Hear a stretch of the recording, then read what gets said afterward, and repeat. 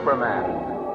Everyone has heard of Earth's mightiest hero, but few people know the story of where he came from and how he came to be. It begins on a distant planet, millions of light years away, where the first day of a new era shines from out of the green dawn. Welcome home, Jor-El. I trust your journey was a successful one. It was, and it was not, Killex. I have learned what there is to learn. I only wish I had not. Where is my child? Following your earlier instructions, I have placed his birth matrix in the third-level laboratory, sire. Good. I will go straight there. What shall I tell your wife if she arrives? Please guide her to me. My son, Kal-El. Can you see me from your birth matrix? The crib that encases you? Can you understand what's going on all around you? Jor-El, then it is true. When I was told, I could not believe it. But you really did it. You sent our robot servant to remove my son's matrix from its birth chamber. I did. Am I not entitled to do so if I wish, Lara? I am the child's father.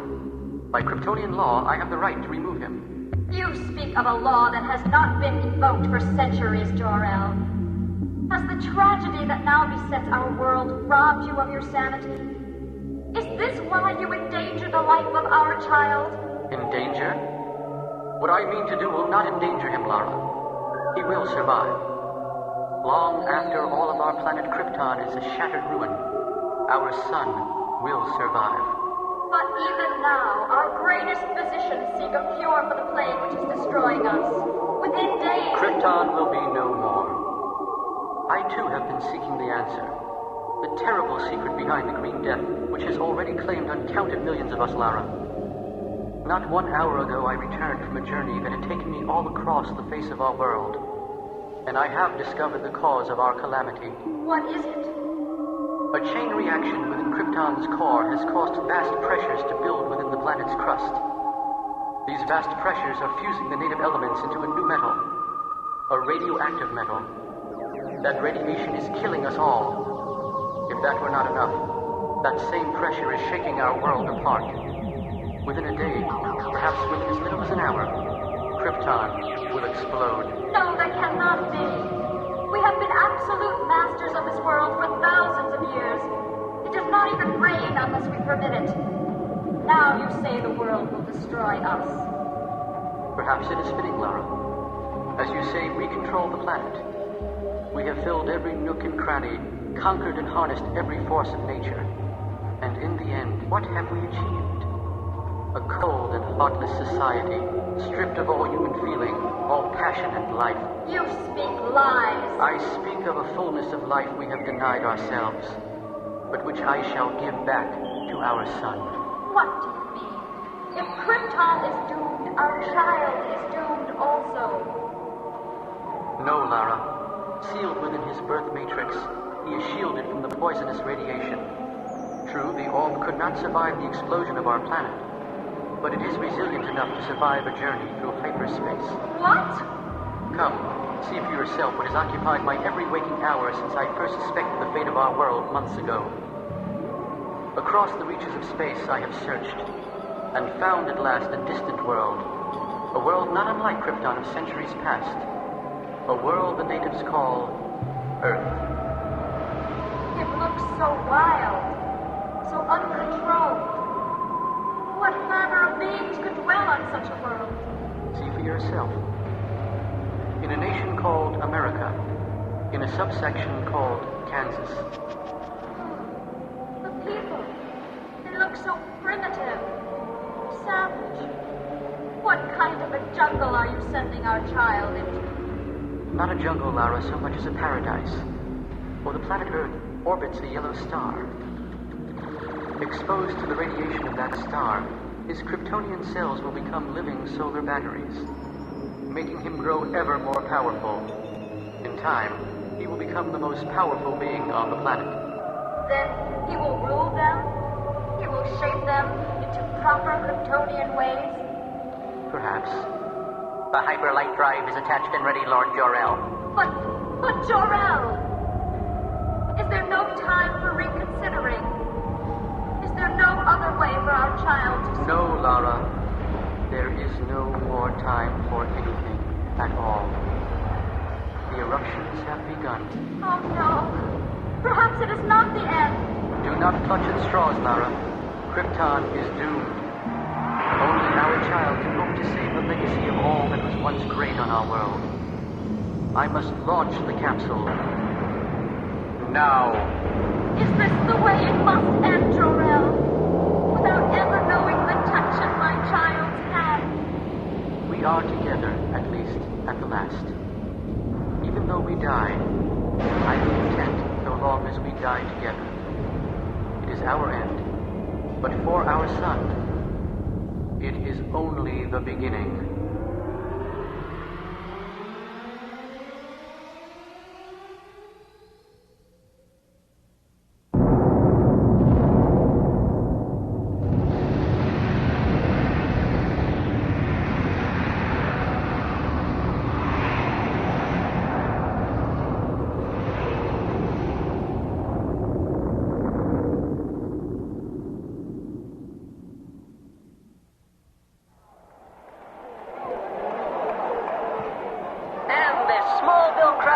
Absolutely wild as number 15 races down the field for his 10th touchdown. Smallville High has just never seen a football player like this amazing all-around champion, Clark Kent. Go, Clark, go! Go, Clark, go! Yeah, Clark! Touchdown! I tell you, Kent, that boy of yours is the greatest. He's gonna make millions as a pro. Millions! Maybe, Coach, maybe. But I can't help noticing that his teammates on the bench don't seem too happy. Them? They're just jealous. There's never been a champion like Clark at Smallville High. And anyway, the game's over and he's won us another one, so what's the worry? What indeed? Oh, Clarky, you were just magnificent again. The best yet. I do seem to get better and better, don't I, Lana? Pretty soon, I should be even better than... Son? Oh, hi, Pa. Glad you could make it. Did you see that last touchdown? I was... Son, we have to talk. Sure, Pa. I promised Lana we'd go out for soda after the game, but I'll be home as soon as... Now, Clark, let's go. Are you mad at me for something, Pa? Not mad exactly, Clark. A little disappointed, maybe. Disappointed? But I just won the last game of the season, and almost completely by myself. I know that, son. And that's what we need to talk about. That's why it's finally time to show you something. Something I should have shown you a long time ago. I'm going, Pa. Back in time, son. It's been 18 years since your ma and me first came to this field. I've let it lay fallow ever since. This is the field you told me never to play in when I was a kid. That's right. And I posted no trespassing signs all around and put up the nastiest barbed wire fence I could find. All to hide this. A metal covering? Lift it away, son. You should be more than strong enough by now. If you say so. But the metal door covered a trench. But what's inside it? What is it? It's where you came from, son. It's where your ma and me found you. Found me? You mean I'm adopted? Something like that. Yes, adopted is as good a word as any. I should have told you earlier. I should have told you years ago. It all began late one night. A big winter storm was brewing. Your ma and me was fixing to close up the house again. Then, what in tarnation? Jonathan! We drove out to this field where we'd heard the explosion, and we'd found... Jonathan, what in the world is it? Some kind of little rocket, a Sputnik, like the Russians. Martha, stay clear. But look, Jonathan, there's something inside it. Something alive. Well, they's been sending dogs and monkeys up into orbit. This must be... It's funny. Got cool to the touch. I read they get awful hot when... Say, it's opening. Oh, Jonathan, it's a baby. Those monsters. They put a poor little baby in a rocket ship. And then they shot him off to the moon or somewhere? What kind of people are they? Now, you be careful, Martha. We don't know this baby came from Earth. He could be some kind of Martian. Oh, now you hush, Jonathan Kent. You've been reading too many of those science fiction magazines. He's as human as you or me. And I'm going to make sure that whoever the monsters were who shot him up into that tin can, well, they're never going to get their hands on him again. Martha! But it was already too late. She's a stubborn woman, your ma. And she decided right at the moment she first saw you that she was going to keep you. By the end of the drive home, I agreed. You seemed in every way to be the baby we'd so often prayed for. Beautiful, bright, perfect. And when it came time to start school, you fit right in with the others, especially little Lana Lang. Seemed you two were kindred spirits right from the word go. I like you, Clark Kent. You can be my boyfriend. Although I guess you didn't think so at the time. Everything went along just fine. Until that day when you were 8. You decided to take a shortcut through Old Man McCullough's pasture. I was driving by. I saw you. I also saw McCullough's prize bull, but there was no way to get to you before... I felt like I'd seen my own life end at that moment, Clark. I ran to where you'd fallen, fully expecting to find you crushed. But instead... Huh? Clark? You're all right? That was the first sign. I didn't tell your ma about it. Didn't know how to tell her. But your secret wasn't one that could be kept from her for long. You couldn't be hurt. You got stronger and stronger. One day you even started to see through walls. There's your purse, Ma, on the kitchen table. How could you see it in the next room? Then came that day late last summer when you were romping your way home with old Rusty. Come on, boy. Catch me. Catch me if you can. Rusty! Holy cow! I can fly! I can fly! I'll never forget how you came swooping home, happier, I guess, than anyone in the world had ever been. But why are you telling me this now, Pa? I mean, most of it I know. Except about this rocket ship, if that's what it is. How can we know? Maybe we just weren't meant to know, son. Maybe it doesn't matter. Whatever this thing really is, wherever you came from, you're our son now. You're an American citizen, and that means you've got responsibilities. Now come on, son. Let's get you back home and out of the ring.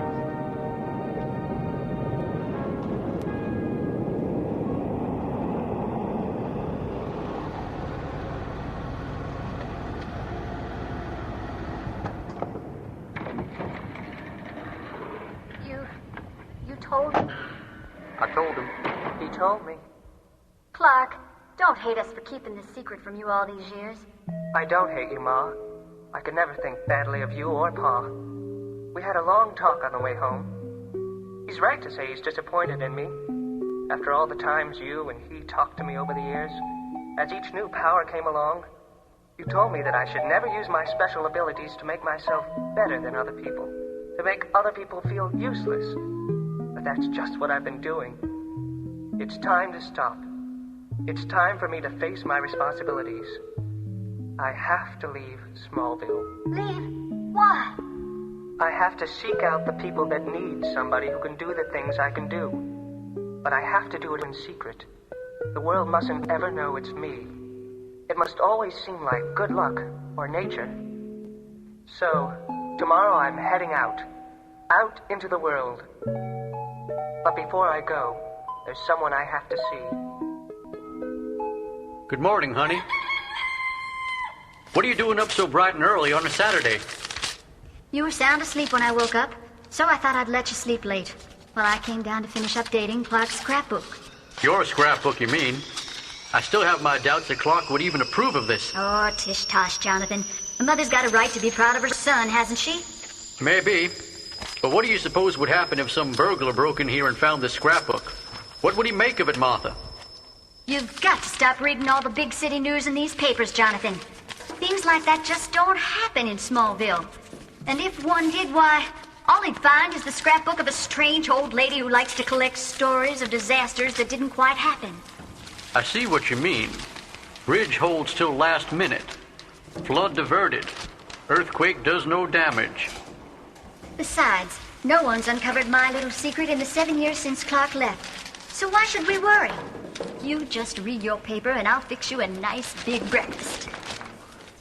Aha! Bribery. Trying to buy me off with steak and eggs. Well, they do say every man has his price.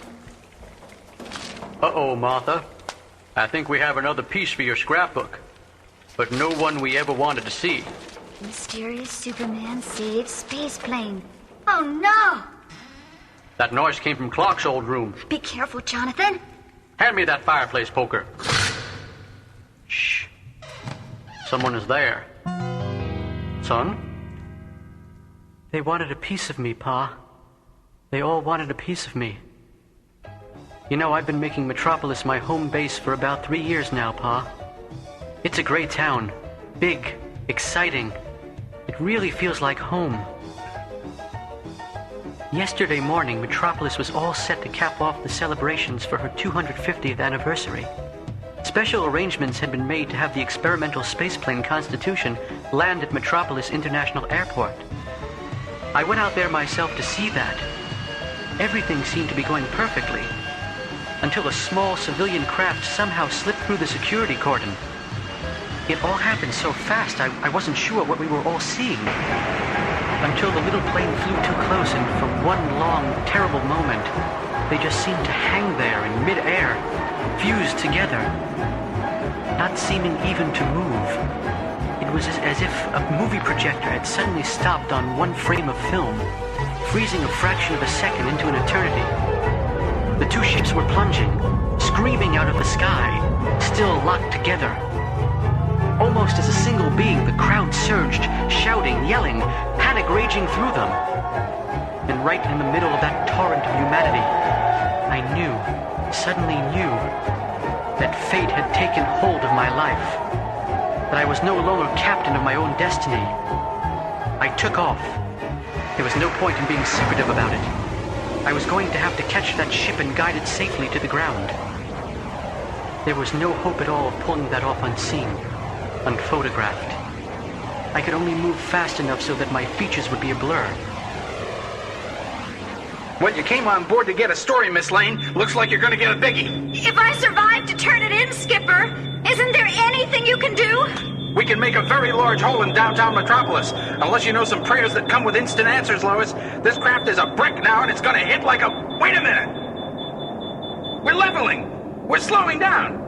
Callahan, did you? Not me, boss. We're still dead stick and power down. I don't know what's... I do. I've got it on our central camera. But I don't believe it for a minute. It can't be a flying man! Don't argue with it. He saved us. Get the landing gear down. Perfect landing. Hold it right there, Buster. It was Lois Lane. I'd seen her on talk shows, been reading her columns in the Daily Planet. Now she was right in front of me, and I knew I couldn't escape her questions. And somehow I didn't want to. She's, I don't know, not as beautiful as a movie star or anything, but she has a quality, something I've never seen in any other woman. Almost a fire in those big dark eyes. For just a moment it seemed as if something passed between us. A spark. Whatever it was, neither of us had the opportunity to react to it, because that was when the mob arrived. They were all over me, like wild animals, clawing, pulling, screaming at me. And it was all demands. Everybody had something they wanted me to do, to say, to sell. It was as if my first public appearance had unleashed the worst, the greediest part of everyone. So I flew away, far, far away. I sat on a mountaintop in Tibet. They'd taken everything you'd ever taught me and ripped it apart. You know, you still have to use your powers to help people who really need you. But now they'll be looking for me, expecting me. I just don't know how to deal with it. I think I do. Well, Ma, how's it coming? Nearly done, Clark. What about you boys? Have you settled on a design? Yes, it took a while, but Pa and I finally came up with this. We made a red S for the front and a yellow S for the back. That's just perfect. I'll stitch it right now. But what about the, other matter? Pa solved that one, too. Obviously, I can't be on call 24 hours a day. Even I need time to relax and unwind, to be human for a while. That's why it's lucky I didn't get the chance to tell anyone my name after I saved the space plane. Now, with a few minor alterations, I can have a private place where no one will ever think to look for me. And now, meet the new Clark Kent. See, Ma? With his hair all slickered back and an old pair of my spectacles, his whole face seems to change. All he needs to do is stoop a tad and he looks like a whole different man. So long as he's careful not to let on that he has two separate identities, he'll be able to move freely, like ordinary folks. That's good. Fit is nice and snug. I started noticing when you were only 12 years old that cloth right up close against you never seemed to tear or get dirty. Besides, it shows off your muscles. Ma. Gotta admit you were right about the boots, Ma. They add a nice swashbuckler look. But it's the cape that's my favorite, Jonathan. Even though it may tear not being skin tight. Maybe we should... Don't worry, Ma. The whole thing works just fine. It's got exactly the symbolic look I wanted. So from now on, whenever there are people who need my very special kind of help, it won't be a job for plain ordinary Clark Kent. It'll be a job for Superman!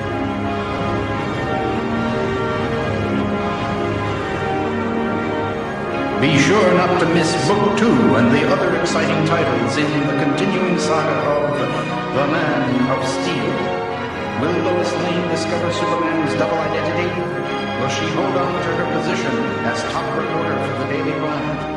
The answer to these questions and more in Book 2, The Story of the Century.